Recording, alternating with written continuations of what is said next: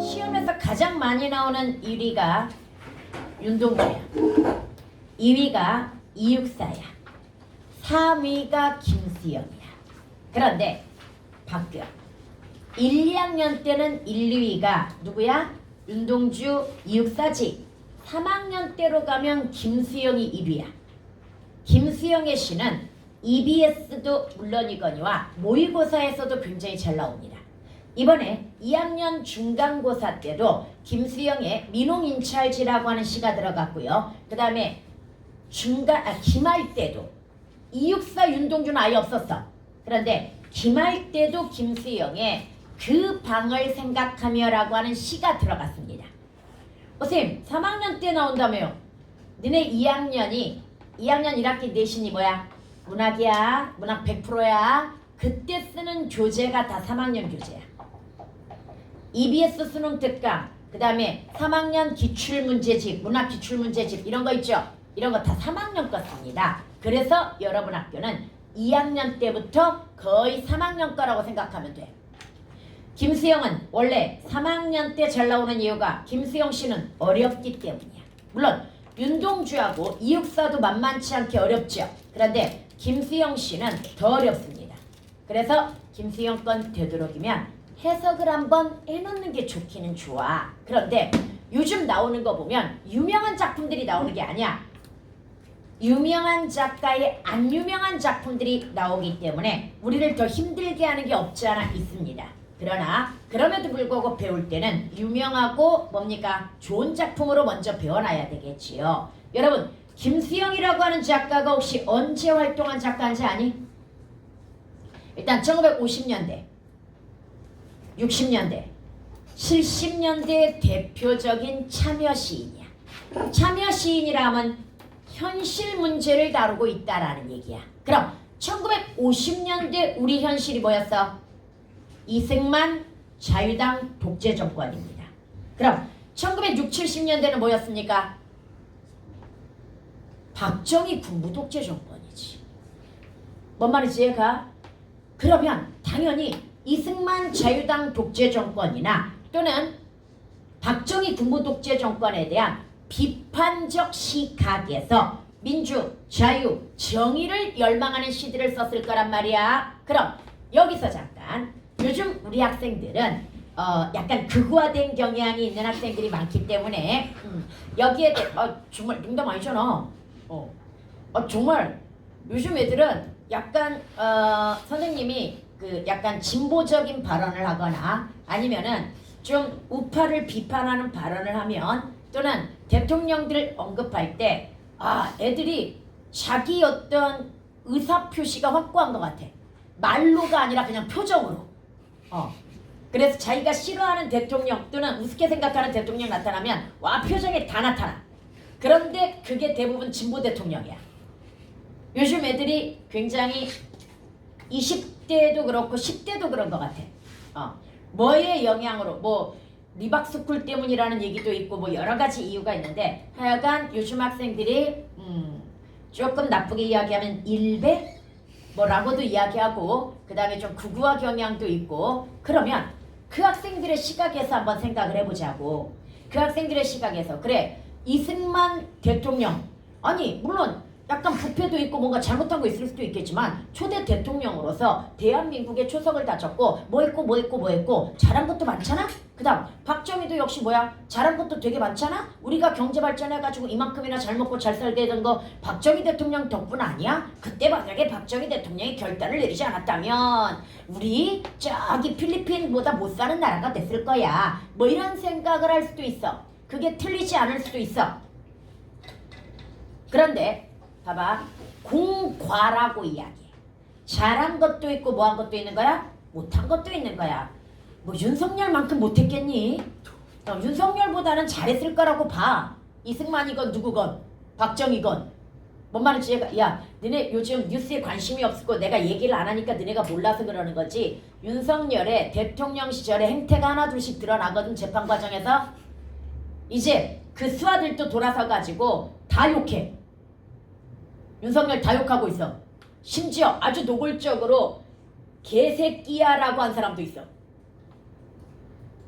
윤석열 대통령한테 그 밑에 수하가 관심이 없어서 모르지. 그런데 나도 인정해. 나도 이승만 대통령이 잘한 거 있어. 그 다음에 누구도 박정희 대통령도 잘한 거 있어. 그런데 문학은 99% 비판이란 말이야. 그럼 문학은 다 잡발이야? 이렇게 또 비난할 수도 있어. 여러분들이. 근데 그거 알아야 돼. 문학이라고 하는 것은 우리가 외면하고 싶어하는 어두운 내지는 부정적 현실에 관심을 갖는 거지 우리가 좋아하는 긍정적인 측면에 관심을 갖는 게 아니야. 그러다 보니 어떻게 보면 편파적인 것 같지만 사실은 그게 문학이 해야 될 일이야.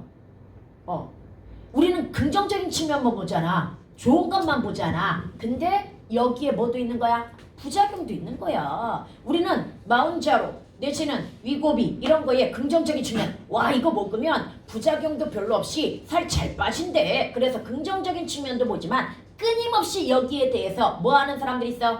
이의제기하는 의사들도 있거든. 그런 사람이 있어줘야 되는 거야. 뭔 말인지 이해가? 그래야 우리가 또 뭐 하는 거야? 주의하는 거고 경각심 갖는 거고 그 다음에 좀 조심하는 거고 또는 더 그 단점을 보완하기 위해 노력을 하는 거란 말이지. 그래서 다시 한번 문학에서 나타나는 견해는 무조건 잘못됐다가 아니라 원래 문학이 관심을 갖는 게 뭐다? 보통의 사람들이 외면하는 어두운 현실, 부정적인 측면에 좀 더 관심을 갖기 때문이야. 그러니까 단점 쪽에 관심을 갖는다고 생각하면 돼. 그러니까 굉장히 비판적이라고 생각하면 돼. 뭔 말인지 알겠죠? 내가 솔직히 인상이 내가 봐도 그렇게 썩 부드럽고 온화하지 않아. 밝지 않아. 그 이유가 뭔지 알아?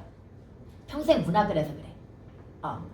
대학교 때까지도 작가가 되기 위해서 맨날 뭘 읽어? 소설을 읽었을 거란 말이지. 그 다음에 너네를 가르치면서도 문학에서 90% 이상이 부정적 현실이야. 내가 그걸 활짝 웃으면서 얘들아 즐겁지 않니? 이러면서 웃으며 가르칠 순 없잖아. 그러다 보니 맨날 감정이입을 하다 보니까 인상을 쓰게 돼. 또 같이 분노하게 돼. 또는 슬퍼하게 돼. 그러다 보니 가끔 내가 거울을 봐도 살짝 특히 수업할 때 살짝 뭐라고 할까? 화난 표정 내지는 막 슬픈 표정 하여간 좀 마이너스적인 표정이 많이 나오는 것 같아. 근데 문학이 원래 그래. 그래서 어떤 어머니가 그런 말 한 적 있어. 우리나라 문학은 너무 구질구질한 것 같아요. 왜? 맨날 가난, 전쟁, 그 다음에 어떤 비극적인 삶 막 이런 것들을 주로 다루다 보니까 또는 뭐 부정적인 비판 이런 것 다루다 보니까 구질구질해 보이는 거지. 근데 그게 문학의 역할인 거야. 환상을 보여주는 건 드라마랑 환타지지. 뭔 말인지 얘가 드라마나 환타지가 되는 거고 순수문학 쪽은 리얼한 현실 중에서 뭐? 어두운 측면. 이쪽을 보여주는 거야. 그래서 쉽게 해서 너희들은 이걸 읽는 목적이 여기에 동화되거나 공감하라는 이야기는 나는 아니야. 그냥 간접 경험을 통해서 좀 균형적인 시각을 가지라는 얘기야. 이런 긍정적인 측면도 있지만 이런 부정적인 측면도 있다라고 하는 그러한 선덕이잖아. 선덕 정도 되면 내가 항상 하는 얘기 있잖아. 우리나라를 이끌어갈 리더 계급이야 얘들아. 그러면 좀 더 균형적인 시각을 가질 필요가 있다라는 생각을 합니다. 왜 스스로들을 비웃어? 양상하지. 한국에 태어났다는 거, 선덕에 다니고 있다는 거 자랑스럽게 생각하라고. 똑똑해야 돼. 보자. 김수영이라고 하는 작가가 그래서 지금부터 전부 비판적일 거야. 비판적이고 저항적일 거야. 그런데 진짜 그 시대가 그렇게 나빴느냐? 부정적이고 어두운 측면에 대한 비판인 거야. 단점에 대한 비판인 거야. 이렇게 생각하고 접근하면 됩니다. 여러분, 지금 우리는 거꾸로 갈 거야. 폭포부터 갈 겁니다. 폭포부터 갈 건데 사실 김수영 씨를 대표적인 작품 뽑으라고 하면 5작품이 있어. 쌤이 앞에 지금 2개를 뺀 거야. 그 2개의 첫 번째가 여러분이 만약에 이 주제별 연대시를 들으면 그 2개를 들을 수 있거든요. 어느 날 고궁을 나오면서라고 하는 작품이 있고요. 사령이라고 하는 작품이 있습니다.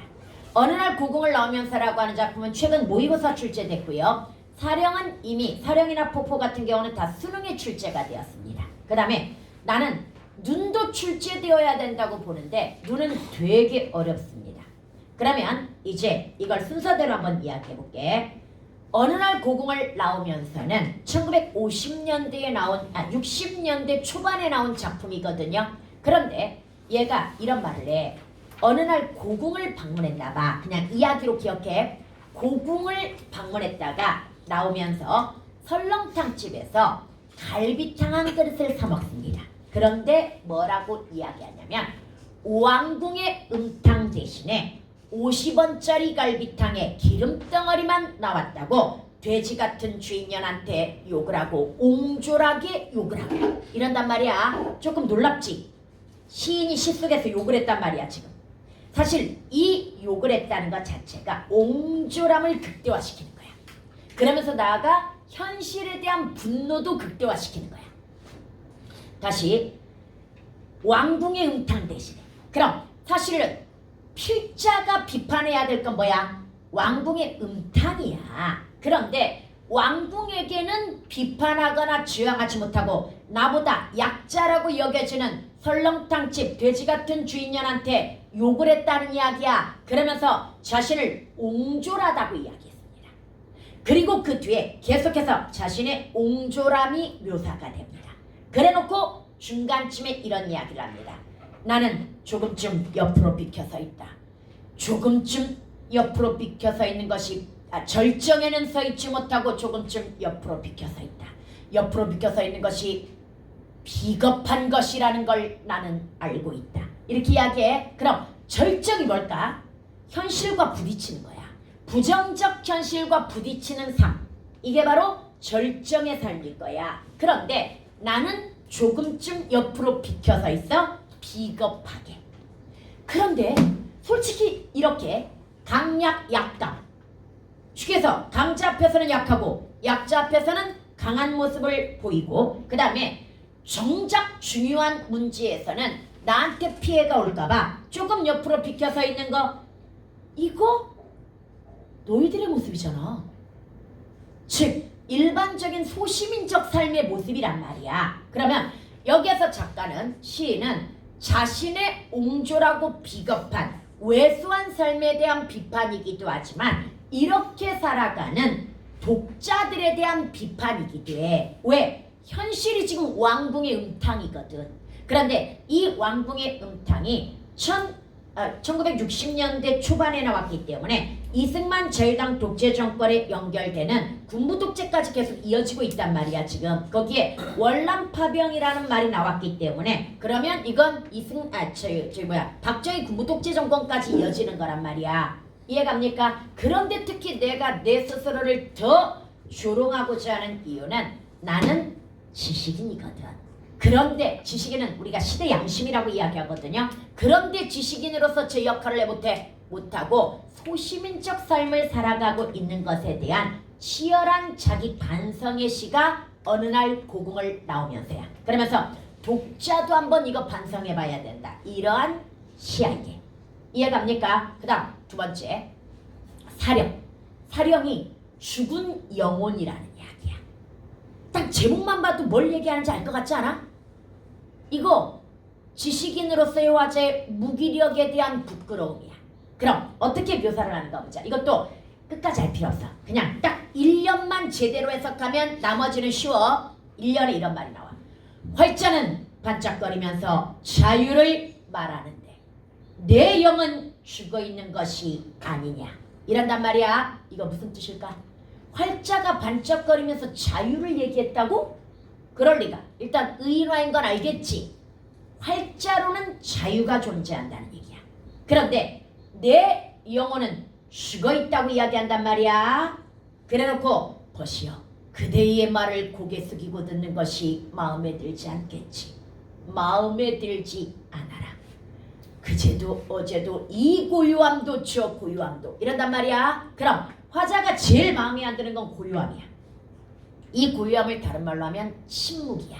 그럼 앞에 거하고 연결해보자. 활자가 반짝거리면서 뭘 얘기했다고 그랬어? 자유를 얘기했다고 이야기했지. 활자로는 자유가 존재한다는 얘기야. 그럼 반대로 현실에는 자유가 존재했을까 존재하지 않았을까? 존재하지 않았다는 얘기야. 그럼 자유가 존재하지 않는 이 부정적 현실 속에서 지식인인 나는 뭘 달라고 외쳐야 됐을까? 자유를 달라고 외쳐야 됐을 거야. 그러나 나는 침묵했던 거야. 그러니까 내 영혼은 죽어있는 것이 아니냐. 지식인으로서의 역할을 다하지 못하는 무기력함에 대한 부끄러움을 드러내고 있는 게 바로 사령이라는 시가 되는 겁니다. 여기까지 갔습니까? 이렇게 다시 한번 시 해석하는 것보다 오히려 선생님이 이렇게 이야기를 했을 때 기억이 더 오래 갈 때가 있어. 스토리로 이해하면 기억이 오래 가거든. 또 뭔 말인지 알겠지? 야, 그리고 좀 이렇게 얘기해 주는 거 잘 들어놔. 솔직히 나 지난번 기말고사 속상해. 내가 또 다른 고향을 옛날에 겨울방학 때며 해줬었어. 한 두세 번 해줬었어. 그 다음에 교목도 내가 제일 좋아하는 시라고 맨날 푸른 하늘에 닿을 듯이, 아니 교목이 아니라 저기 꽃. 동방은 하늘도 다 끝나고 비 한 방울 내리지 않는 그때에도 오히려 꽃은 빨갛게 피지 않는가. 이것도 해줬었어. 근데 이 자식들 기억도 못해. 시험 범위가 아니라고 해가지고 안 중요한 게 아니야. 집중하고 관심 가지고 들어놓으면 다 써먹을 때가 있다고. 내가 그거 옛날에 해줬으니까 이번엔 살짝 다른 관점에서 다른 작품을 더 연결해 준 거야. 여러 작품을 봐야 뭐하니까 그 중에 하나라도 걸릴 거니까. 솔직히 정말 이번에 아까운 게 또 다른 고향 윤동주 씨 중에서 내가 정말 좋아하는 거야. 그걸 해줬어야 돼. 다시 해줬어야 돼. 그걸. 이런 거 잘 들어놔. 지금 선생님이 이야기한 어느 날 고궁을 나오면서 되게 유명한 작품이야. 사령도 되게 유명한 작품이야. 그런데 딱 다 외우려고는 하지만 딱 포인트. 뭔 말인지 제가 딱 포인트만 기억하면 돼. 사령도 딱 포인트 잡히지. 뭐 얘기하고 싶어 하는지. 오케이? 그래서 수능에서 이 말 나왔었어. 보시오. 그대의 말을 고개 숙이고 듣는 것이 마음에 들지 않겠지. 이랬단 말이야. 그럼 고개 숙이고 이거 긍정일까 부정일까? 마음에 들지 않겠지 그랬으니까 부정이야. 마음에 들지 않아라. 화자도 마음에 들지 않는다고 이야기했어. 그런데 그렇게도 해석할 수 있지만 일반적으로 사람이 고개를 숙이는 행위는요. 부끄럽거나 그 다음에 무기력하거나 아니면은 무관심하거나 이거야. 근데 그 수능에 뭐라고 나오는 줄 알아? 의지적 태도를 드러냈다고 나왔어. 고개 숙이고 듣는 것을 통해서 화자가 이런 현실을 극복하고자 하는 의지적 태도를 드러내고 있다. 더 웃긴 거 뭔 줄 알아? 정답률이 40%야. 이걸 이렇게 많이 틀려? 이 문제를? 그러니까 시를 해석을 할 줄 모른다는 얘기야. 왜냐면 사령이 그때 배우고 나온 시가 아니거든. 애들이 거의 처음 본 시거든. 수능에서. 그러다 보니 스스로 해석을 하지 못하니까 그렇게 많이 틀리는 거야. 근데 딱 포인트 기억해. 사령이 왜 죽은 영혼이다? 활자로는 자유가 존재해. 근데 현실에는 자유가 존재하지 않아. 그럼 지식인으로서 뭘 달라고 외쳐야 돼? 자유를 달라고 외쳐야 돼. 그런데 나는 침묵하고 있어. 행동이 죽음에서 나오는 이 욕된 교회라고 그래. 그래서 내가 아까 부끄러움이라고 그랬잖아. 욕되다가 원래 부끄럽다야. 부끄러운 현실이라는 얘기야. 행동이 없는 이 부끄러운 현실. 이 말이야 이게. 이해갑니까? 그 사령에 다 나오는 말들이야. 딱 이것만 기억해. 뭔 말인지 알겠지? 그럼 이제 폭포. 얘가 봐봐. 선생님이 이거 거꾸로 가르치는 이유가 있어. 생각의 진화를 봐야 돼. 아까 어느 날 고궁을 나오면서라고 하는 작품에서는 자신의 옹졸하고 비겁한 소시민적 삶에 대한 치열한 뭐야? 반성이 나타났단 말이야. 그 다음 사령에서도 뭐가 나타났어? 지식인으로서 제 역할을 하지 못하는 무기력과 부끄러움이 나타났단 말이야. 이제 변해야 되지 않겠니? 언제까지 부끄러움만 드러낼 건데? 이거야. 그래서 폭포에서 변하기 시작해. 폭포라고 하는 시를 한번 볼게요. 잘 봐봐. 선생님이 어떻게 해석하는지. 제목이 폭포야. 이 폭포가 무슨 의미인지는 당연히 아직 모르지. 읽어봐야 되지. 그런데 제목부터 폭포가 나왔다는 건 이게 핵심 소재일 가능성이 높아. 그러면 아마 이 시에서는 폭포를 중심으로 해가지고 묘사가 될 거란 말이야. 그럼 이 폭포의 속성을 먼저 알아야 돼. 그리고 이제 패턴 기억하자.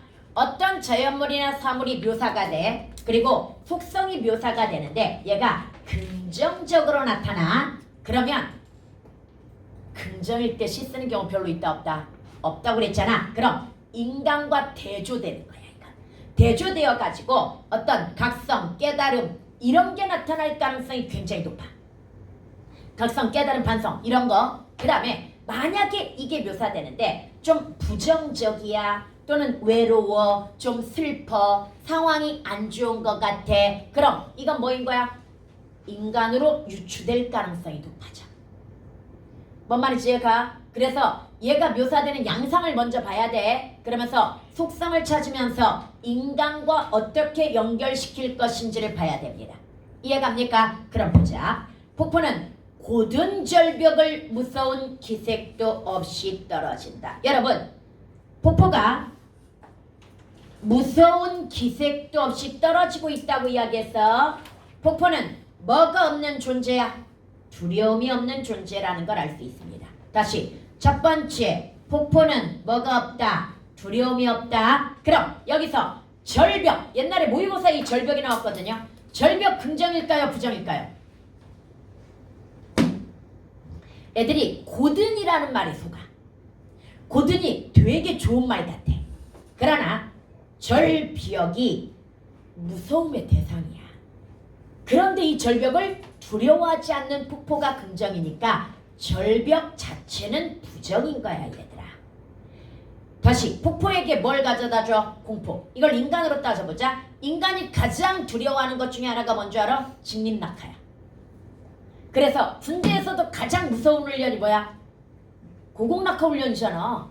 뭐 13층 높이? 13층? 13m? 뭐 여기에서 떨어지는 거 되게 무서워한다며. 번지 점프 이런 거라고 생각하면 돼. 근데 폭포는 맨날 번지 점프 하고 있어. 와, 두려움이 없는 애야 얘는. 뭔 말인지 알겠죠? 그 다음 두 번째, 규정할 수 없는 물결이 무엇을 향하여 떨어진다는 의미도 없이. 그러면 일단 여기는 이걸 통해서 우리가 찾아낼 수 있는 것 정도는 자유로운 존재. 폭포는 뭐한 존재? 어디에 얽매여 있지 않는 자유로운 존재. 그런데 이 속성을 찾아주는 경우는 별로 없어. 이 시에서 이 속성은 크게 영향을 못 미쳐. 그 뒤가 중요해. 계절과 주야를 가리지 않고, 즉 밤낮을 가리지 않고 쉴 사이 없이 떨어진다고 이야기해. 그래서 가리지 않고 쉴 사이 없이 떨어진다. 이건 언제나 변함없는 존재라는 얘기야. 다시 언제나 뭐한 존재? 변함없는 존재라는 이야기야. 여기까지 해갔습니까? 그 다음, 그래서 여러분 비유가 나왔습니다. 폭포를 뭐라고 비유했습니까? 고매한 정신이라고 비유했습니다. 고매한 정신을 가진 존재 같다. 이렇게 비유한 거야. 폭포가. 그래서 폭포는 겁나게 긍정적으로 묘사가 되고 있습니다. 그럼 이거 뻔해 패턴. 뒤에 뭐야? 화자와 대조되어 가지고 뭘 거다? 반성과 각성 이끌어내면서 나 뭐 담고자 한다? 폭포 담고자 한다. 이렇게 갈 가능성이 대단히 높아집니다. 시를 여러 편 해석하다 보면 패턴이 나와. 그래서 쌤이 뭐라고 그랬어? 40편 이상만 해석해보면 그것도 능동적으로 해석해야 돼. 선생님이 열심히 설명한 거 그냥 배워서 외우는 거 안 돼. 내가 스스로 생각을 해야 돼. 계속 속성을 생각하면서. 그러다 보면 시가 쉬워지는 거야. 내가 이 책 10개 이상 보라고 하는 이유가 정말 믿어보라니까? 이거 수업하고 나지? 그럼 2학년들이 나가면서 활짝 웃으면서 선생님 시가 해석이 돼요. 이런 애들이 태반이야. 시가 쉬워졌어요. 이런 애들이 태반이야. 이 수업 듣고 나서. 그리고 2학년 1학기 때는 이제 시는 안 어려워요 했다가 다시 어려워져. 시는 봐봐. 내신에서 나오는 아주 어려운 시들이 있어. 이 김수영의 그 밤을 생각하며 라고 하는 시가 그랬었어. 이거 3번 해석해줬어 내가. 애들이 이 시가 너무 어렵다는 거야. 너무 어려워가지고 이해가 안 간다고 해가지고 일단 시험 준비 기간에 2번에다가 시험 전날도 정말 정밀 분석해줬거든. 근데 실제로 모의고사는요 정밀 분석 안 해도 웬만하면 이미지만 이해하면 다 맞아. 근데 그게 내신이었기 때문이야.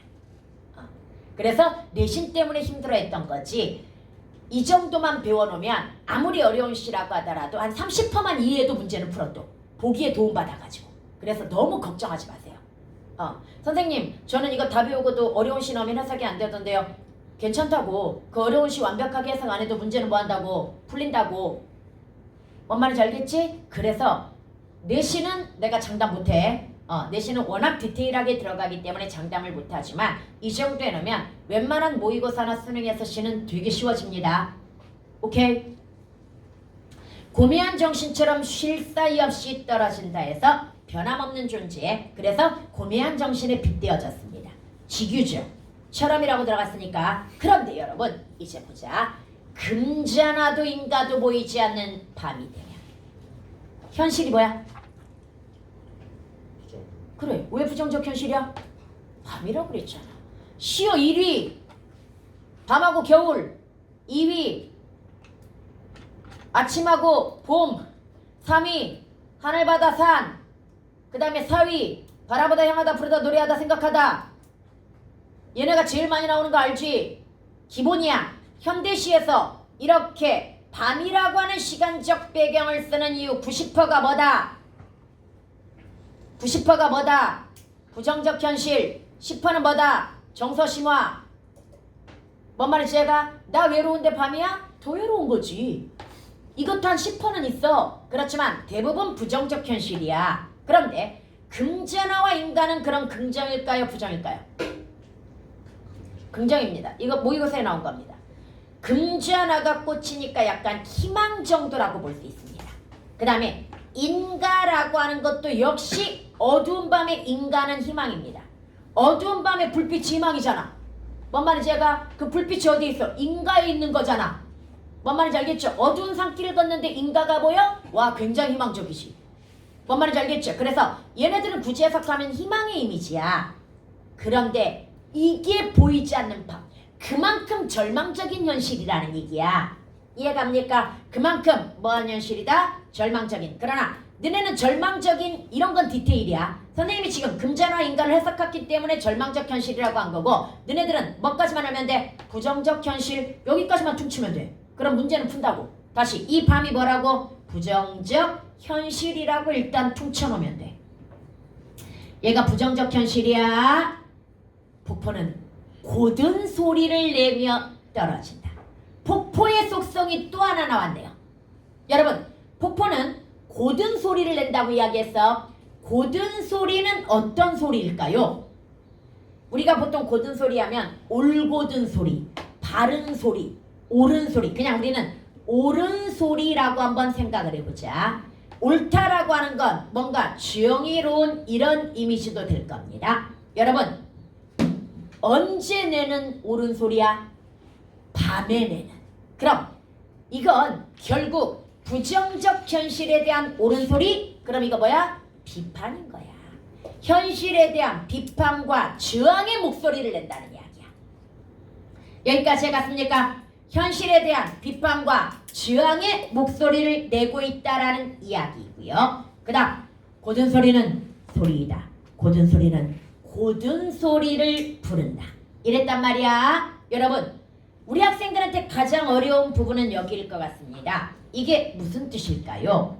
고든 소리는 소리이다. 고든 소리는 고든 소리를 부른다.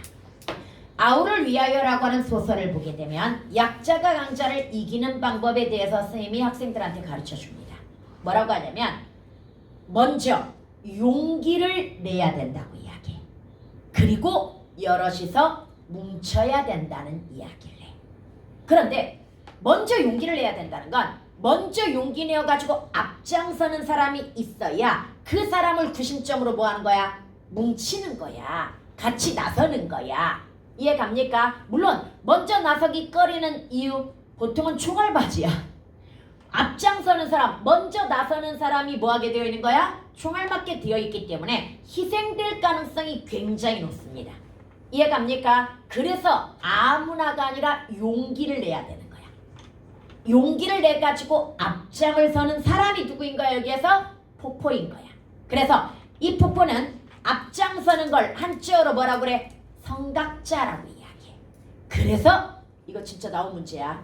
폭포의 상 상징성을 뭐라고 줬냐면 이 고매한 정신하고 연결해가지고 고매한 정신을 가진, 그러니까 부정적 현실에 비판 저항하는 고매한 정신을 가진 성각자와 같은 존재라고 나왔어서 해설해. 여기까지 해갔습니까? 그럼 이렇게 성각자와 같은 존재란 말이지. 여기까지 지금 폭포에 대해 묘사를 했단 말이야. 그래놓고 뭐라고 하냐면 번개와 같이 떨어지는 물방울은 얘 여전히 뭐야? 폭포야. 그리고 얘가 주어야 지금 이 폭포가 취할 순간조차 마음에 주지 않고 나타와 안정을 뒤집어 놓은 듯이 이 폭포가 나타와 안정을 뭐 했다고 그래? 뒤집어 놨다. 뒤집어 놨다의 한자어가 뭐야? 전복이야. 다시 이거의 한자어가 왜 배가 전복되다 이런 말 들어봤을 거 아니야. 생각, 의식 이런 걸 뒤집어 놓은 것도 전복시키다 라고 이야기해. 생각을 뒤집어 놓는 것도 뭐라고 한다? 전복시키다. 전복됐다는 이야기야. 그런데 뭘 뒤집어 놨다고 그래? 나타와 안정. 이거 너희들 거야. 나타가 뭐야?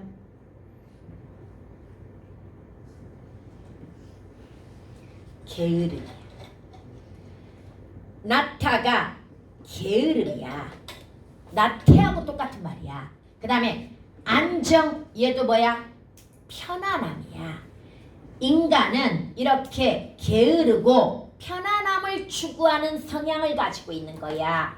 그래서 현실이 뭐해도 부정적이어도 성적이 나빠도 적극적으로 나아가서 행동하지 않는 거야. 뭔 말인지 얘가. 그런데 폭포를 보면서 결국 뭐 했다는 얘기야? 반성했다는 얘기야. 야, 폭포도 저렇게 사는데 인간인 나는 왜 이럴까? 뭐 이런 생각하는 거야. 뭔 말인지 얘가? 나도 뭐처럼 살아야 되겠어? 폭포처럼 살아야 되겠는 거지.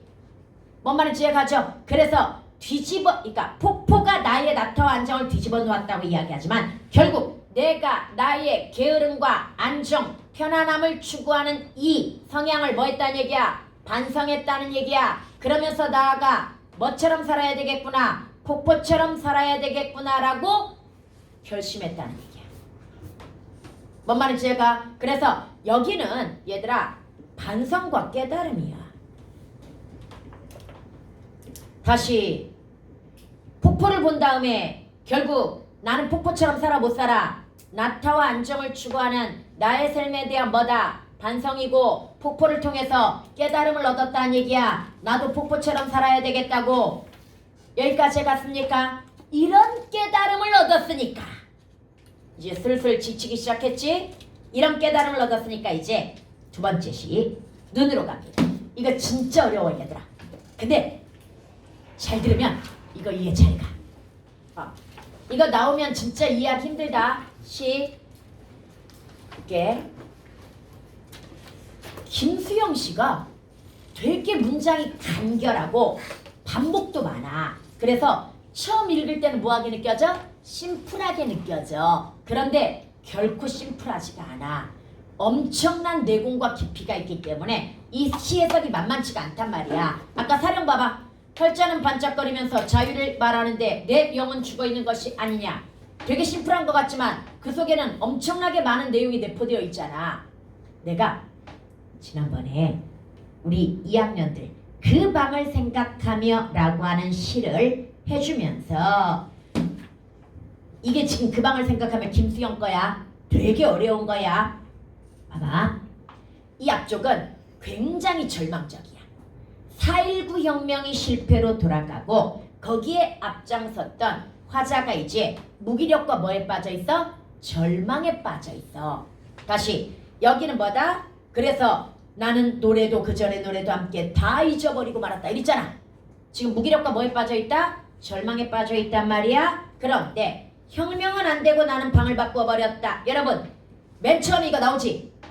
중간에 이거 나왔지? 뭘 예고해? 이건 너네 배웠잖아. 시상의 전환. 선생님이 맨 처음에 나오는 게 중간에 나오면 여기서부터 새 출발. 시적 화자에 뭐가 변할 것이다, 태도가 변할 것이다 라고 가르쳐 줬잖아. 이거 패턴이라고. 그럼 이 앞이 4.19 혁명의 실패로 인한 지식인으로서의 무기력과 절망이었다고 한다면 이 뒷부분은 다시 뭐가 될 거야? 극복 의지가 될 거란 말이지. 그 계기가 되는 식구를 사람들은 못 찾아. 바로 이 표현이야. 화자가 태도가 바뀌는 이유가 뭔지 알아? 이 표현 때문이야. 봐봐. 나는 이제 녹슬은 펜과 표와 함께 여전히 뭐가 느껴져? 절망과 무기력이 느껴져. 실망의 가벼움을 재산으로 삼을 줄 안다. 오? 이 말부터가 살짝 변화야. 실망, 이 좌절과 실망을 뭘로 삼았다? 재산으로 삼았다. 쉽게 얘기해서 너네 시험 망한 걸 재산으로 삼았다는 얘기야. 뭔 말인지 얘가? 이게 무슨 말인지 애들이 이해를 못한단 말이야. 그런데 이 뒤에 이 가벼움 혹시나 역사일지도 모르는, 이건 진짜 경험이 많아야 해석할 수 있는 부분이야. 시에서 경험이 되게 많아야 돼. 산길에서라고 하는 시에 오솔길이 나는 현장이 있어. 처음에 산길 사람이 걸어 안 걸어? 안 걸어. 그래서 풀이 우거지고 잡목이 우거졌단 말이야. 그런데 누군가 한 명이 뭐해? 걸어. 그래서 길에 흔적이 남기 시작해. 그러면 계속 사람들이 걷고 걸으면서 드디어 사람들이 편안하게 걸을 수 있는 뭐가 만들어져? 오솔길이 만들어져. 역사는 이렇게 만들어지는 거야. 누군가가 되게 유명하고 훌륭한 영웅이 나와서 야 나를 따르라 해가지고 척척척척 이렇게 만들어주는 게 아니야. 아주 사소한 실패의 연속에서 조금씩 뭐가 나는 거야? 흔적이 남고 이게 쌓여가지고 나중에 뭐가 만들어지는 거야? 역사가 만들어지는 거야. 봐봐. 좀 이따가 풀을 배우면 풀이 1974년에 나왔거든요. 거기에서 김수영은 언젠가 반드시 이 부정적 현실은 민중의 힘에 의해서 극복될 거라고 이야기하거든요. 그런데 그게 무려 30년이 걸려. 뭔 말인지 얘가? 민중들의 힘에 의해서 이 현실은 극복이 될 거라고 믿었는데 이게 쉬워 어려워? 어려워. 계속 뭐 하는 거야? 쌓여가지고 변화되는 거지. 얘가 하루아침에 변화되는 게 아니야. 그것 깨달은 거야. 내 이 실패의 경험, 내 이 실망의 가벼움이 혹시나 역사일지도 모른다라고 하는 이 인식이 결국 이런 사소하고 개인적인 것들이 모여가지고 뭘 이루어가는 거야? 역사를 이루고 변모시킬 수 있을 거라고 하는, 나는 뭐야? 좌절하고 있지만. 그러니까 너네 이렇게 생각하면 돼. 성적이 뒤지게 공부를 열심히 했어. 그래서 나는 많이 오를 줄 알았단 말이야. 그런데 딱 1점 올랐어. 그럼 처음에 좌절하고 절망하겠지. 왜? 그렇게 열심히 공부했는데 1점밖에 안 올라? 그러나 이제 생각을 바꾸는 거야. 이 1점들이 쌓여서 내가 원하는 점수에 도달할 수 있다는 인식. 뭔 말인지 제가 더 열심히 해야 되겠다라고 하는 인식. 그 인식하고 똑같은 거야. 그래서 이 가벼움을 나는 나의 재산으로 삼은 거야. 다시 뭐 할 수 있는? 싸울 수 있는, 현실을 극복할 수 있는 뭘로 삼는 거야? 혁명의 좌절과 미완을 발판으로 다음 단계로 가고자 하는 화자의 뭐라고 볼 수 있어? 의지라고 볼 수 있는 거야. 그런데 이런 해석이 쉽지가 않다고. 어디 나오는 해석이 아니야. 이게 어디 나오는 게 아니라 이거 면밀하게 봐야 돼, 시를. 그런데 우리가 패턴 하나만 보아도 일단 여기에서 시적 화자의 태도가 뭘 거다? 변할 거라고 하는 걸 찾아낼 수 있어야 돼. 이거 연습으로 만들어지는 거야. 선생님이 봐봐. 어떤 해설에도 이걸 강조해주는 부분이 없어. 근데 내가 이걸 해석한 이유는 뭐 때문이야? 산길에서나 또는 이거 말고도 다른 시에도 소설이었어. 소설 중에 무슨 소설이냐면 회색 눈사람이라는 소설이 있거든요. 거기도 강하원이라고 하는 그냥 아주 평범한 한 사람이야. 그러나 과거에 혁명하던 사람들한테 아르바이트를 해. 그 교정교열 아르바이트를 하는데 그 사람이 혁명에 참여한 건 아니야. 그러나 교정교열을 하면서 한 페이지 한 페이지 그 문서들을 보관을 한단 말이야. 그리고 나중에 역사의 현장에서 그걸 전달함으로써 얘도 역사에 일조했다라고 하는 인식을 갖게 돼. 아주 평범한 사람이었지만 그런 사람들이, 그러니까 평범한 사람들의 삶이 역사를 만들어간다는 거. 이거야. 그들의 삶이 쌓여가지고 역사를 만들어간다는 그런 주제의식을 보여주는 회색 눈사람. 산길에서 오솔길 만드는 과정. 이런 걸 생각하면 이 말이 뭔지 이해가 가는 거야. 그래서 경험이 중요하다고 이야기하는 거야. 문학에서. 자꾸 경험해봐야 아 이게 이런 의미야. 아 이게 이런 상황이야 라고 하는 걸 빠르게 캐치해가지고 이 상황 파악, 이 감정 파악, 말하고 싶은 걸 이해할 수가 있는 거야. 이 부분 이해가지 완벽하게. 무슨 말인지 이러니까 다시 설 수 있는 거야. 뭔 말인지 얘가 계속 실패했다고 좌절하고 무기력해하고 있으면 되는데 안 되는 거야. 오케이? 그러면 다시 이건 진짜 어려운 시야. 진짜 어려운 시고 그 다음에 이제 다시 눈도 정말 어려운 시야. 그럼 이제 눈을 한번 보자. 눈은 살아있다. 떨어진 눈은 살아있다. 마당 위에 떨어진 눈은 살아있다. 여러분 아까 선생님이 이야기하려다 그냥 넘어왔는데 봐봐. 떨어진다 떨어진다 소리다 이런 표현들 단정적 어조라고 이야기합니다. 여기도 역시 살아있다 살아있다 살아있다고 해가지고 단정적 어조. 여러분 단정적 어조는 미래에 대한 확신이나 의지로 이어질 가능성이 되게 높습니다. 그런데 여기 보니까 뭐가 쓰였습니까? 표현 기교로 점층적 반복이라고 하는 게 쓰였습니다. 그러면 점층적 반복의 기본은 뭐야? 강조. 그럼 뭘 강조하고 있어? 눈은 살아있다라고 하는 걸 강조하고 있습니다. 3번이나. 그럼 여기에서 눈은 긍정일까요? 부정일까요? 눈은 두 가지 측면이야. 첫 번째는 뭐야? 희다라는 이미지로 나오면 뭐야? 희다라는 이미지로 나오면 순수 긍정 쪽일 거야. 샤다라는 이미지로 나오면 뭐야?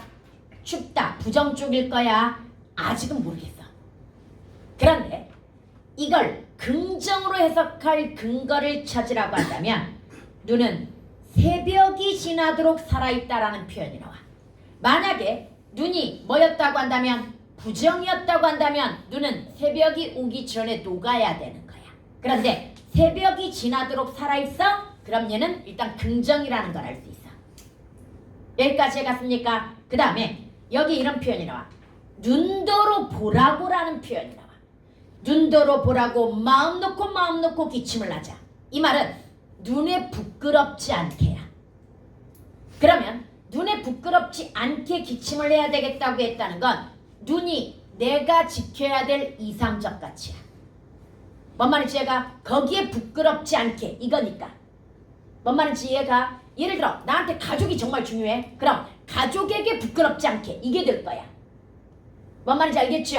그래서 일단 눈의 이미지를 처음부터 결정하고 들어가는 게 아니야. 읽다 보면 이미지가 결정이 되고요. 좀 더 디테일해지는 겁니다. 해석을 해봐야 되는 겁니다. 처음부터 딱 고정되어 있는 게 아니야. 그럼 일단 눈이 긍정이고 눈이 굉장히 나에게 소중한 가치라고 하는 것 정도는 이런 표현을 통해서 알 수 있단 말이야 지금. 그럼 이제 다시 갑니다. 눈은 살아있다. 떨어진 눈은 살아있다. 마당 위에 떨어진 눈은 살아있다. 굉장히 소중하네요.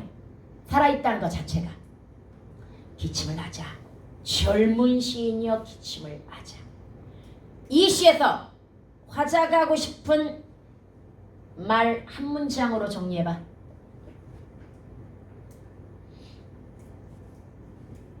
이거야. 원래 김수영 씨가 어려운 얘기가 주지주의라서 그래. 이성적이고 논리적인 태도. 감정 이런 게 중시되는 게 아니라 이성적이고 논리적인 태도가 중시되거든요. 바로 여기에서 하고 싶은 얘기는 이거야. 젊은 시인이여 기침을 하자. 봐봐. 이건 주장이야. 왜 주장이야? 청유잖아. 그것도 의지적 태도의 주장이야. 젊은 시인이여 기침을 하자. 청유, 명령 들어가면 의지적 태도라고 이야기했지. 그럼 의지적 태도의 주장이라고 이야기할 수 있어 화자에. 그런데 주장은 반드시 거기에 대한 근거가 있어야 돼. 전제가 있어야 돼. 이거의 전제가 눈은 살아있다야. 두 개의 문장 연결해봐. 눈은 살아있으니까 젊은 시인이여 뭐 해야 된다? 기침을 해야 한다. 이 말이야. 이해갑니까? 그럼 이제 여기에서 기침이 긍정일까요? 부정일까요? 긍정. 아마추어인 너네가 생각해도 긍정이지. 그런데 이거 부정으로 나온다. 눈과 기침의 대립적 이미지라고 해설이 돼. 난 진짜 잘못된 해설이라고 생각해 이거. 화자가 원한 거야. 그리고 화자가 원하기도 했지만 얘가 갖는 의미를 잘 생각해야 돼. 내가 봤을 때는 그 처음에 평론, 나 이걸로 항의한 적 있어. 출판사에. 아니 어떻게 기침이 부정이냐. 문학창고서 만드는 출판사에 항의한 적 있거든. 어떻게 기침이 부정이냐. 이러이러해서 저러저러해서 이건 긍정 아니냐. 이렇게 항의한 적이 있는데 그 항의를 들은 그 출판사 직원이 뭐라고 이야기했냐면 선생님 말도 옳은데요. 워낙 유명한 평론가님이 그렇게 평론을 해 놓으셨고 그 다음에 그걸 대부분의 고등학교 과정의 참고서에서 인용을 해가지고 그렇게 설명을 하기 때문에 시험을 보려면 일관돼야잖아. 그래서 자기들만 이걸 다르게 쓸 수가 없다는 거야. 그래서 그냥 그대로 인용을 한다는 거야. 그런데 그 뒤로 살짝 양심에 찔렸는지 기침 해놓고 가로치고 뭐라고 쓰냐면 가래라고 써. 얘들아 가래가 부정적인 건 맞아. 왜? 여기 마지막에 보게 되면 밤새도록 꼬인 가슴에 가래라도. 일단 와 밤 나왔네. 현실 뭐? 부정. 밤이야. 근데 밤새도록 기침을 못해가지고 뭐가? 가래가 고였잖아. 이건 기침을 하지 못했기 때문에 생긴 거야. 뭔 말인지 제가 해야 되는 기침을 하지 못했기 때문에 생긴 가래가 부정인 건 맞아. 그러면 가래의 상징적 의미는 좀 이따 가르쳐 줄게. 가르쳐 줄 거고 다시 위로 가자. 내가 속성도 잘 생각하라고 했어. 상징은 연상의 원리, 비유는 유사성의 원리라고 이야기했다. 그럼 상징이라고 한다면 여기에서 뭔가 연상되는 이미지, 속성 이런 걸 잘 생각해 줘야 돼. 얘들아 기침은요 본능적 행위입니다. 하란다고 하고 하지 말란다고 안 할 수 있는 행위가 아닙니다. 내가 너네한테 야 기침하지 마 이런다고 기침 안 해 너네가? 나오면 하는 게 기침인 거야. 다시 얘는 뭐다? 본능이야. 그런데 마음 놓고 기침을 하자. 반대로 지금까지는 기침을 마음 놓고 못했다는 얘기잖아. 다시 마음 놓고라고 하는 걸로 봐서 지금까지는 기침이 뭐 되어 있었다? 억압되어 있었다는 얘기야. 억압적 상황이라는 이야기야. 여기까지 갑니까? 그런데 금방도 쌤이 얘기했듯이 기침하란다고 하고 하지 말란다고 안 할 수 있습니까? 여러분이 찾으세요. 기침을 억압한 방법. 본문에서 찾아. 뒤에 읽으면서 찾아. 이래서 기침, 본능적인 의미인 기침이 억압될 수 있었구나 라는 시열을 찾으세요. 그렇지. 죽음. 시우 지금 죽음이라고 그랬지? 네. 죽음이야. 저 혼자 죽음. 뭐 이러고 있었잖아 지금. 죽음이야. 너네 기침하면 죽어? 이랬던 거야. 그럼 아무리 본능적인 행위라도 숨이 넘어갈 것 같은 고통을 참으면서 참아야 되는 거지. 죽인다는데 너 자면 죽여? 이랬단 말이야 지금. 그러니까 잠으로 한번 생각을 하자. 솔직히 잠도 본능이잖아. 그런데 자면 죽어? 잘 수 있겠니? 못 자는 거야. 지금까지 기침은 뭘 담보로 하고 있었다? 죽음을 담보로 하고 있었다는 이야기야. 그러니까 기침이 뭐 될 수 있었어? 억압될 수가 있었던 거야. 이해갑니까? 지금까지는 기침이 죽음을 담보로 하고 있었기 때문에 기침이 뭐 되었다? 억압되었다. 여기까지 갑니까? 그런데 말입니다. 이제 젊은 시인한테 기침을 하자고 이야기합니다. 시인이면 시인이지 왜 젊은 시인이었을까를 생각해야 돼. 시 속에서 젊다는 이미지는 기본이 뭔지 아니? 용기 있는, 두려움 없는, 순수한 이 말이야. 다시 젊다라고 하는 건 용기 있는, 두려움 없는, 순수한, 열정적인 뭐 이런 이미지를 갖게 된단 말이야. 그럼 시인은 또 뭘까? 지식인이야. 그럼 젊은 시인의 상징성이 나와. 용기 있는 지식인이야. 바로 이 용기 있는 지식인이 뭐야? 밑에 나와 있는 죽음을 잊어버린 영혼과 육체인 거야. 뭔 말인지 가죠? 그럼 결론. 죽음을 잊어버린 영혼과 육체가 되어 젊은 시인은 뭐 해야 된다? 기침해야 된다. 이 말이야. 그럼 지식인이 해야 될 죽음을 각오하고 해야 되는 기침이 뭘 상징할까? 그렇지. 현실이 부정적 현실. 밤이라고 이야기했잖아. 그러면 이 현실에 대한 부정적 현실에 대한 뭐가 되겠구나? 부정적 현실에 대한 비판과 저항이 되겠구나. 선생님이 이걸 이렇게 해석하는 또 근거를 가르쳐 줄까요? 여러분, 수능에 나왔던, 그리고 최근에 EBS에 나왔던 소문의 벽이라는 소설이 있습니다.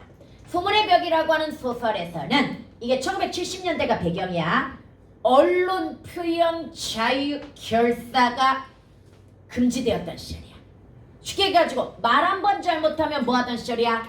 붙잡혀가던 시절이야. 그래서 유난히 70년대 작가들은 글을 쓰지 않습니다.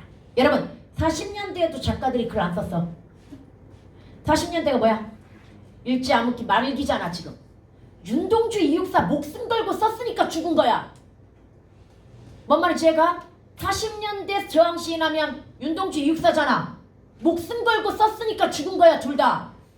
뭔 말인지 알겠지? 원래 30년대 중후반부터 작가들이 글을 쓰지 않습니다. 왜? 일제의 회유와 협박. 그래서 둘 중에 하나였거든. 친일하거나 아니면 저항하다 죽거나. 그런데 제3의 선택지가 바로 절필이었어. 그냥 아예 글을 안 쓰고 시골로 낙향해버리는 거야. 그러면 더 이상 강요 안 받겠지. 이거였을 거란 말이지. 그러면서도 끊임없이 죽음의 공포에 시달렸어. 이때 죽음의 공포가 어떤 방식인 줄 알아? 이거 말 안 들으면 일제가 시키는 거 안 하지? 그럼 무조건 징병으로 끌려가. 전쟁터로 가는 거야. 그래서 죽을 수도 있었던 거야. 그런데 바로 그런 두려움 때문에 아예 그냥 뭘 쓰지 않아? 글을 쓰지 않아 버리는 거야. 그래서 절필한 사람 정말 많습니다. 이거 배경으로 나온 소설이 여러 개가 있는데 그 중에 하나가 가장 유명한 게 해방전우라고 하는 작품이 있습니다. 그런데 이 똑같은 현상이 언제도 나타났다? 70년대에도 나타납니다. 60년대보다 70년대 더 힘들었던 게 유신헌법 발표 이후에 언론이 통폐합되고 그 다음에 엄청나게 표현의 자유, 결사의 자유가 억압되던 시절이었기 때문이야. 이때는 결사가 뭐야? 사람이 모인다는 얘기야. 모이기만 해도 붙잡혀가던 시절이야. 이때 현실 비판할 수 있을까? 비판 못합니다. 그래서 더 이상 작가들이 글을 쓰지 않는 현실을 고발한 소설이 소문의 벽이야. 진실을 얘기하면 죽음의 공포에 시달려. 이걸 우화적으로 뭐라고 드러내는 줄 알아? 전직불의 공포라고 드러내. 그러니까 일제 때가 아니라 전쟁 때 양쪽으로부터 고통받잖아. 그러니까 군인한테 고통받고 인민군한테도 고통을 받는단 말이야. 그래서 우리나라 사람들은 상대가 누군지에 따라서 저 인민군 쪽이에요. 저 태극기 흔들면서 군인 쪽이에요. 이런단 말이야. 근데 어느 날 갑자기 우당탕탕 소리가 나고 문이 열려. 상대방이 군인인지 인민군인지 확인을 못해. 그런데 갑자기 밝은 전직불을 들이대면서 너 어느 편이야. 이런단 말이야. 이게 바로 뭐야? 죽음의 공포야. 진실을 얘기하면 뭐 할 수 있어? 죽을 수 있는 그런 시절이었던 거야. 이게 상징이야. 1970년대 작가들이 바로 이런 상황에 놓여 있었던 거야. 말할 수 없는. 이해갑니까? 그래서 진실을 얘기하려다가 미친 박준이라고 하는 인물이 등장해. 나중에 진짜로 정신병원에 가. 정신병원에 미쳐가지고 정신병원 간단 말이야. 그런 시절을 풍자한 작품이야 그게. 여기도 마찬가지야. 금방 이야기했잖아. 죽음을 각오해야 뭐 할 수 있어? 현실을 비판하고 저항할 수 있단 말이야. 그런데 작가 아까 폭포를 통해서 뭐 했어? 깨달았잖아. 아까 사령에서는 뭐 했어? 말 한마디 못하고 무기력함을 보였잖아. 부끄러워했잖아. 그런데 점점 진화해 오고 있지 지금. 이제는 이 젊은 시인이 누구겠어? 화자 자신이기도 하겠지. 설마 다른 시인 시키겠니?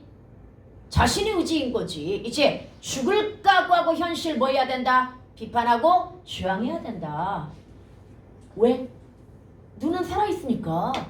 눈에 부끄럽지 않게. 그럼 눈은 순수한 그 무엇일까? 도대체 지식인은 순수한 그 무엇에 부끄럽지 않으려고 죽을 각오하고 현실을 비판 저항해야 되는 걸까? 이것도 기억해. 지식인을 시대 양심이라고 해. 다시 지식인을 뭐라고 한다? 시대 양심. 양심의 파수꾼인 거야 지식인은. 물론 오늘날은 전혀 안 통하는 말이지만.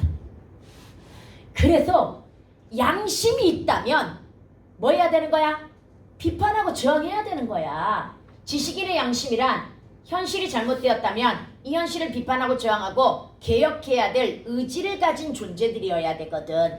그래서 구한 말에서 언제 한일합방 되면서 엄청나게 많은 선비들이 자결하거나 또는 망명해가지고 독립운동에 투신했던 이유가 바로 그거야. 지식인들의 역할이기 때문이야. 그게 이해갑니까? 드디어 결심한 거지. 화자도 나 아직 마당 위에 떨어졌다고 그랬어. 그럼 지금까지는 양심을 지켰어 못 지켰어? 못 지킨 거야. 고궁을 나오면서 사령에서 보여줬던 비양심적인 그런 모습들이 바로 마당 위까지 떨어진 거야. 이해갑니까? 그러나 아직은 그래도 양심은 살아있는 거야. 밑바닥까지 떨어졌을 망정 나 아직 양심 남아있어. 살아있어. 이 말이야. 그래서 이제라도 나는 죽을 각오하고 현실에 대해 뭐 하겠다? 비판, 저항해야 되겠다라는 그런 이야기야. 눈에 부끄럽지 않게 마음 놓고 기침을 하겠다는 얘기야. 이제 왜? 죽음을 추월했으니까 이제 자유롭게 뭐 할 수 있어? 죽음이라는 주객에서 죽음이라고 하는 동아줄에 올가매어 있었잖아. 근데 이제 죽음을 벗어났으니 추월했으니 마음대로 자유롭게 뭐 할 수 있는 거야? 말할 수 있는 거야. 이해갑니까? 그래서 마지막 기침을 하자. 젊은 시인이여 기침을 하자. 눈을 바라보며 밤새도록 고인 가슴의 가래라도. 이때 이 가래를 뭐라고 해석하냐면요, 기침하지 못한 것에 대한 어떤 울분, 현실에 대한 분노. 그러나 이거보다 이게 기침을 못한 흔적이라고 그랬잖아. 그럼 기침을 해야 되는데 못했다라고 하는 게 곧 지식인의 뭐인 거야? 무기력인 거야. 이해갑니까? 또는 얘가 불순물이야. 아까 양심이 순수한 것이었다고 한다면 얘는 아직 불순한 거야. 이런 거라도 마음껏 뭐 해야 돼? 뱉어내야 된다고 이야기하는 거야. 이제 이런 거에서 뭐 해야 돼? 벗어나야 된다는 이야기야. 이해갑니까? 눈이라는 시는 이런 시 아니야. 근데 이렇게 해석해 주는 경우가 거의 없어. 배워본 사람 있을 거야. 말은 되게 멋있어. 그런데 다 읽고 나도 뭔 말인지 이해가 안 간다는 게 문제야. 이거 해설이. 근데 무슨 말인지 이제 알겠지? 눈이라고 하는 시는 이런 이야기야. 김수영의 쉽게 얘기해가지고 이제 뭐 하겠다라는 이야기야. 현실에 참여해가지고 죽을 각오하고 싸우겠다. 이런 고백사나 마찬가지야. 그런데 안타깝게 김수영은 1974년에 교통사고로 죽습니다. 마지막으로 나온 시가 그래서 이거야. 이거 74년에 발표된 시거든요. 풀이라고 하는 시야. 풀이라고 하는 시인데 다시 한번, 그럼 김수영이 이렇게 죽을 각오하고 현실에 대해 비판하고 주장할 수 있는 이유가 뭔지 아니? 내가 이렇게 죽을 각오하고 앞장서면 아까 뭐라고 그랬어? 고든 소리는 소리이다. 고든 소리는 고든 소리를 부른다고 이야기했지. 즉 내가 먼저 앞장서서 고든 소리를 내면 뭐 할 것이다? 다 따라 나올 거라고 믿기 때문이야. 그게 뭐에 대한 믿음이냐면 풀에 대한 믿음이야. 풀이 어쨌는데요? 여러분, 풀의 기본 속성 한번 이해해 볼까요? 풀은 흔합니다. 그런데 미약합니다. 그런데 끈질긴 생명력을 가지고 있습니다. 잡초하면 끈질긴 생명력 들어봤지? 끈질긴 생명력을 가지고 있습니다. 이 세 가지 속성을 보아하니 뭐와 비슷해? 그래, 민중, 백성과 비슷합니다. 그래서 전통적으로 이거 옛날부터야. 그러니까 너네 관동별곡에 뭐가 나와? 음해의 이음풀을 다 살아 내어세라 해서 그늘진 언덕에 시든 풀이 고통받는 백성. 그래서 옛날부터 백성을 민초라고 이야기하는 거야. 백성 풀뿌리라는 얘기야. 민초가 백성을 이야기하는데 풀이야. 그것도 안 들어봤어? 민초 초콜릿 생각하는 거야 지금? 이런 뒤질. 그래서 이거 관습적 상징이 돼버린 거야. 대부분 풀하면 뭘 상징해버리게 된다? 민중이나 백성을 상징하게 된단 말이야. 내가 아까 얘기했잖아. 화자 뭘 믿는다? 풀을 믿는다고 이야기했지. 그럼 뭘 믿는 거야? 민중의 힘을 믿는 거야. 그럼 이제 보도록 하자.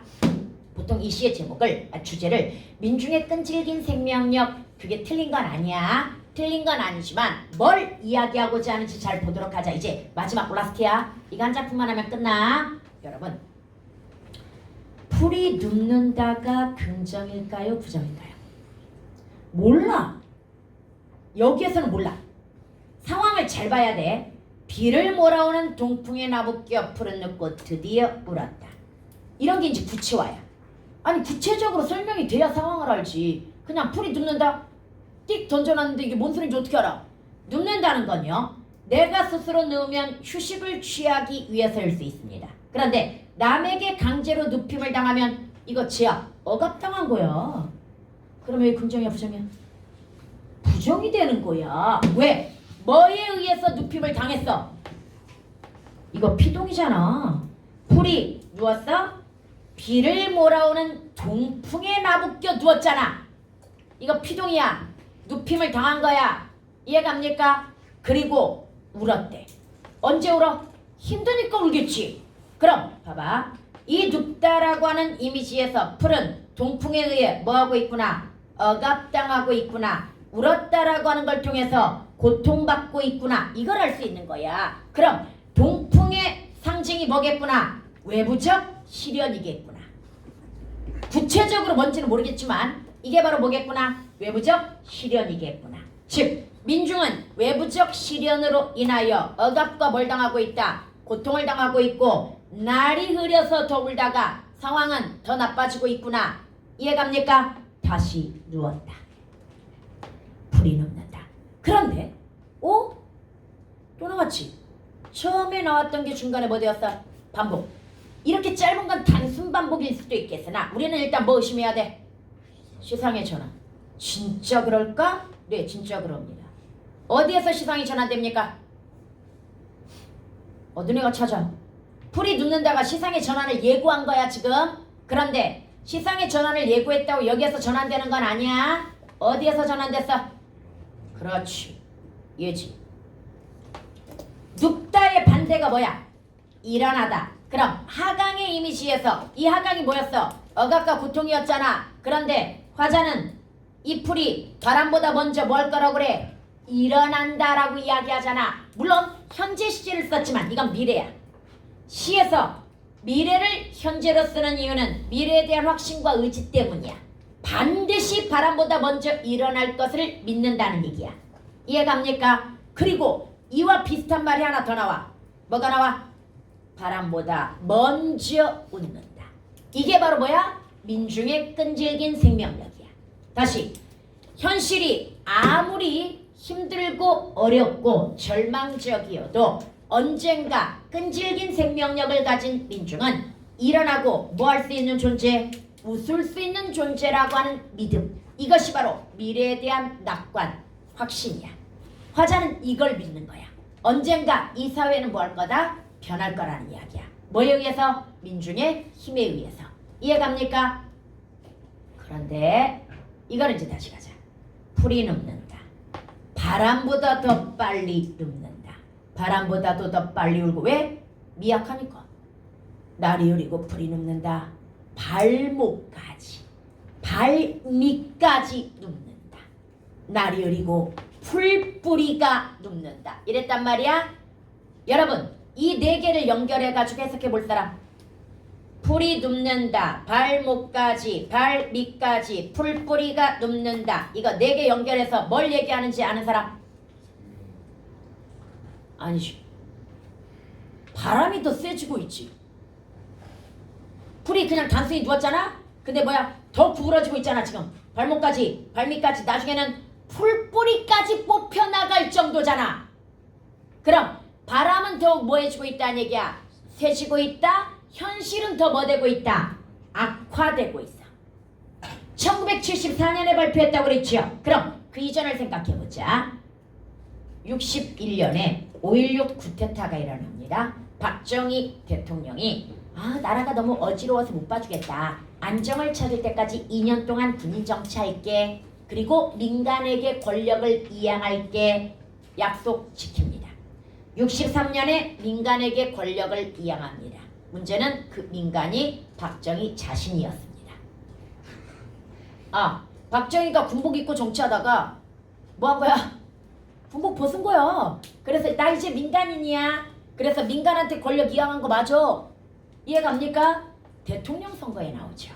그런데 그때 당시에 여하튼 어떤 방법을 취했든 간에 인기가 좋았으니까 대통령 선거에서 당선이 되었을 거란 말이야. 그런데 문제는 우리나라 대통령 제도가 그때까지만 하더라도 미국식이야. 중임. 4년 중임이란 말이야. 4년씩 2번 할 수 있어. 이걸 어긴 게 이승만이었잖아. 그러니까 권력에 대한 어떤 단맛을 한번 보면 거기에서 벗어나기가 쉽지가 않은가 봐. 그래서 이승만도 삼성개헌을 했었잖아. 박정희도 욕심이 났단 거야. 물론 박정희 입장에서는 나름의 명분이 있었을 거야. 우리 경제 발전을 시킨 김에 뭐 몇십 년은 더 해야 내가 해야 뭐 이런 생각을 했을 거라고 생각을 해. 문제는 봐봐. 63년에 선거를 했고 64년부터 67년까지가 임기야. 그 다음에 67년 말에 선거를 했고 68년부터 71년까지 임기야. 그런데 71년에 뭐가 발표돼? 유신헌법이 발표돼. 유신헌법의 유체가 뭐야? 종신대통령제야. 우리나라의 국시는 반공이고 분단국가이기 때문에 통일이 이루어지기 전까지는 변화가 있어서는 안 되는 거야. 통일되기 전까지 대통령은 누구? 박정희 대통령인 거야. 그런데 여기에 대한 저항이 만만치 않았겠지? 그래서 뭐 해버려? 비상계엄 선포해버리고요. 언론 통폐합해버리고요. 그 다음에 표현의 자유 억압해버리고요. 결사의 자유 억압해버리고요. 통행의 자유 억압합니다. 통행금 지켜버리거든. 그때 몇 시였는지 기억이 안 나는데 5시 이후였는지 10시 이후였는지 기억이 안 나는데 하여간 사람 모여도 안 돼. 모여도 안 되고 그 다음에 늦게 돌아다녀도 안 돼. 무조건 잡혀가. 현실은 뭐였던 거야? 더 악화되었던 거지. 솔직히 박정희 끝나고 나면 뭐 할 줄 알았어? 그래도 이제 선거해가지고 새로운 대통령 뽑아가지고 새로운 시대를 맞을 줄 알았던 거지. 그런데 더 악화되어 버린 상황이지. 그러나 이 절망적인 상황에서도 언젠가는 반드시 민중들의 힘에 의해서 우리나라의 민주화, 자유와 정의가 이루어질 것이라고 믿는 거지. 여기까지 갔습니까? 오래 걸렸죠. 79년에 11.6 사태에 의해서 박정희가 죽었어. 그래서 그걸 뭐라고 하는? 그래서 서울의 봄이야.